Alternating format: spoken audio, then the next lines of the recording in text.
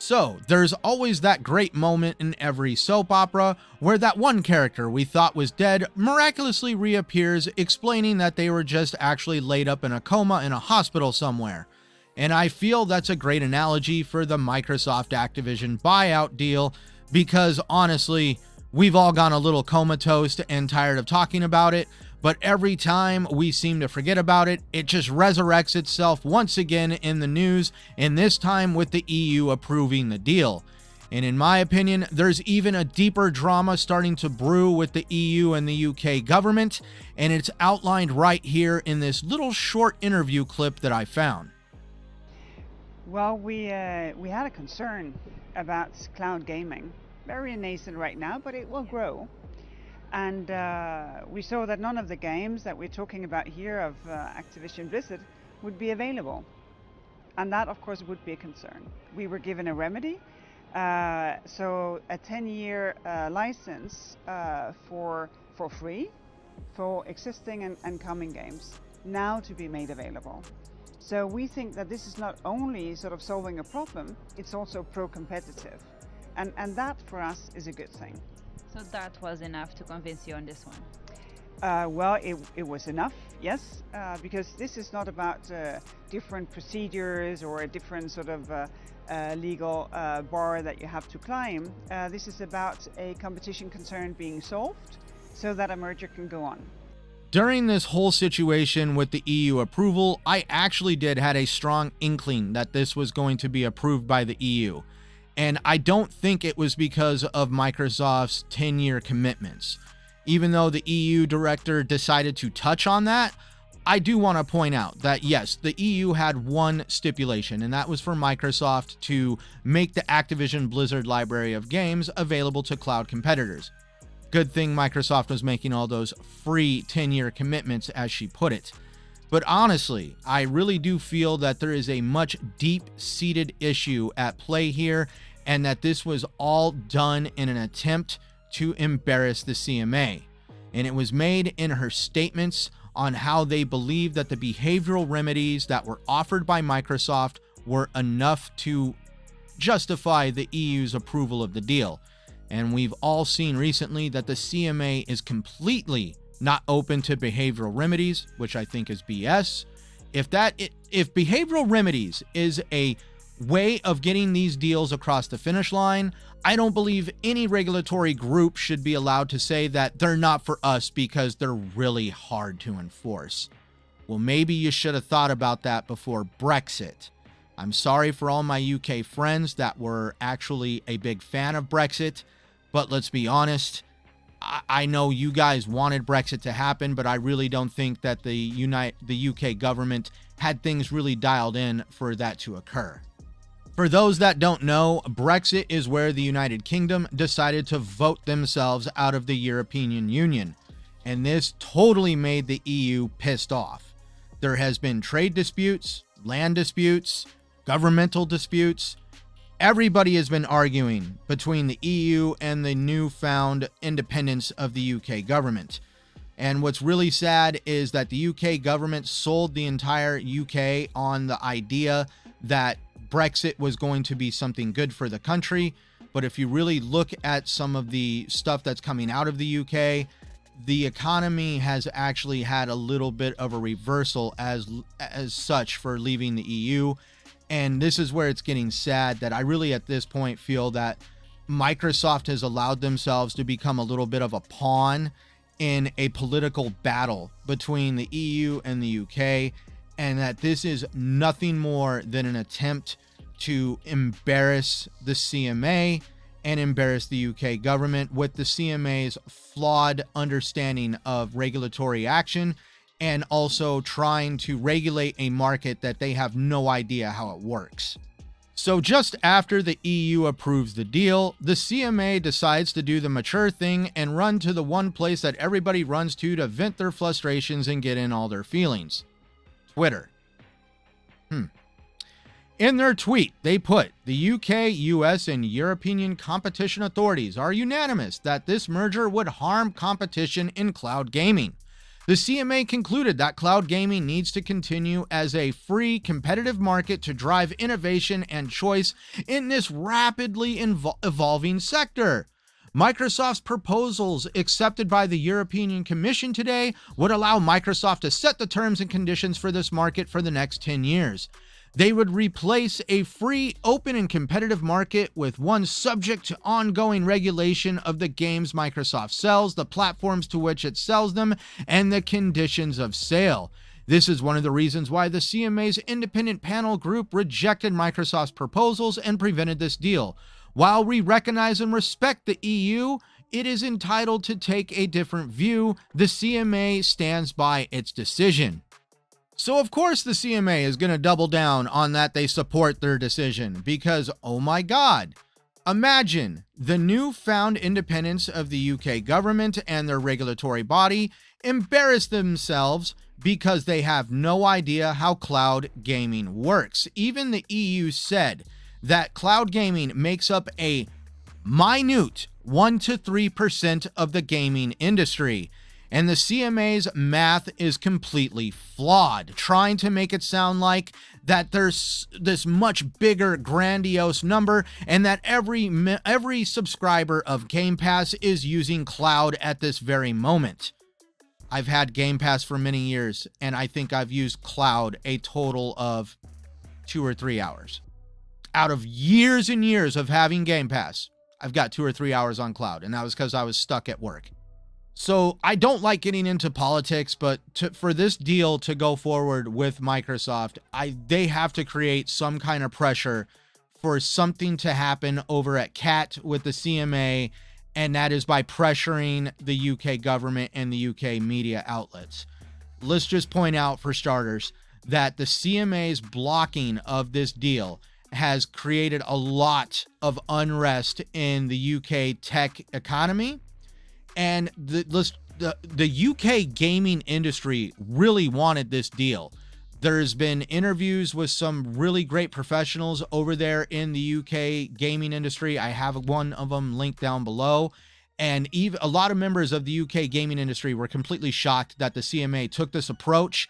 And the members of the UK gaming community feel that there is enough innovation, competition, and pedigree from developers and publishers out there that the CMA's justification to block this deal wasn't there. And it does not look good at all for the UK government that 3 years after Brexit, this is what's happened. And honestly, the EU has been waiting for this to happen. And this is creating a very serious situation. Parliament is actually requesting that the CMA is going to their House of Lords, or however it works over there. The Parliament is their Congress, and they are on May 16th wanting to have a little bit of a discussion with the CMA about this whole situation and the new regulatory powers that they want to implement. It seems that for whatever reason, the UK government is hell-bent on wanting to give CMA very strong powers over the tech industry. And this is, again, created a little bit of backlash from the tech industry. We have already seen companies pulling out of the London Stock Exchange for the American Stock Exchange. A lot of people don't want to feel that this is not going to affect them, but this is not looking good for the UK economy. And this is probably the game that Microsoft is wanting to play by, the enemy of your enemy is your friend. At the end of the day, the EU is a regulatory group, but I think Microsoft is playing a political game at this point by using the political instability between the EU and the UK to their advantage. And now, is this going to create enough economic unrest where maybe the British Prime Minister and Parliament are going to want to discuss maybe the CMA having a little bit of give? Or are they also going to create a situation where the media over in the United Kingdom are going to have this frenzy of literally, it could go, Jez Gordon outlined it in a tweet also down below in the description, where the British government is very reactionary to the UK media. And this can go two ways. Either the EU is against the UK, or once again, the British government blows it again, because like right now, like there is media groups that do not agree with how Brexit has worked. And this is creating a situation that I really don't know what direction it's going to go. That's where, I mean, like I see all these videos on Twitter, people saying that, oh, they've won. Microsoft has won. The deal is going to go through. I really don't know how this is going to work, especially even if they somehow get the FTC here in the United States to fold and they win their lawsuit against the FTC in August. Like Microsoft at this point, with the political battle that's about to ensue, they have to get together with Bobby Kotick and the executives over at ABK and renegotiate the deal, maybe stretch it out a little bit longer, because I really don't know if they're going to get things done as quickly as Bobby Kotick hoped. This whole situation is honestly turning into a shit show. And like, I wish it was more cut and dry, but I don't see the CMA allowing themselves to be made to look like idiots for getting the math wrong. I don't see the CMA being allowed to embarrass the United Kingdom government. So the UK government is in a little bit of a hard spot themselves. Do they basically come out and say, yeah, the CMA, they're out of their mind. They were really out of touch here, and we're going to pressure them to fold. But that's where do you put it in the situation of, do we risk embarrassment versus risking the economy and an already troubled economy? Inflation is if you think inflation is bad in the United States, inflation is actually pretty bad in the UK. I hear horror stories all the time coming out of the UK. And this whole situation is it's like a rock and a hard place for the UK government, because again, do they embarrass themselves by saying that, you know, the CMA got it wrong and that us breaking off of the EU has turned into a circus and we completely are bombing, self-governing ourselves? Boris Johnson came out and said that leaving Brexit was going to be showing that the UK strength is still there. And there is starting to be a large demographic of people coming out in polls in the United Kingdom that maybe Brexit wasn't exactly the best idea after all. I'm not here to get into the politics of that. I'm just saying that there is going to be a lot of political unrest and a lot of whips and bloodletting and everything else that is going to take place over this deal. And I mean, at this point, welcome to the ABK deal, because this is a whole new chapter. This is going to turn into an even bigger circus at this point, bigger than PlayStation coming out crying to regulators. We're now going to see regulators probably throwing disses at each other on social media, even more than what's already been taking place. So I do want to thank everybody for tuning into this video. I appreciate you wanting to check out what I am calling the next bigger dramatic chapter of the Activision Blizzard Xbox deal. It's going to be a very interesting time for the next few months, especially leading up to August.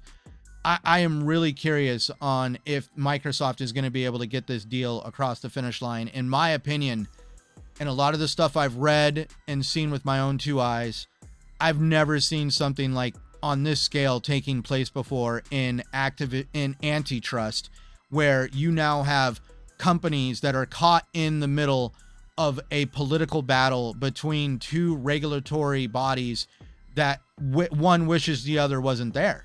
The EU and the UK, they really do not at this point want to cooperate when it comes to regulations. And just go read about some of the stuff that has taken place. It's absolutely insane. For more content and updates on the ABK deal, please like and subscribe this channel down below. I have also released other content. I don't try to make this entire channel about the ABK deal and keep going back to that well, but to be honest, the water from that well is so sweet and salty at the same time from all the tears that have been cried into it. And if you like to leave me comments, whether they're good or bad, feel free down below. As always, like I tell everybody, I read them. And I always lead off on every video and closing and saying, remember, please play the games that you love on the platforms you prefer, no matter what anybody says. I am Centurion1307, and thank you for watching.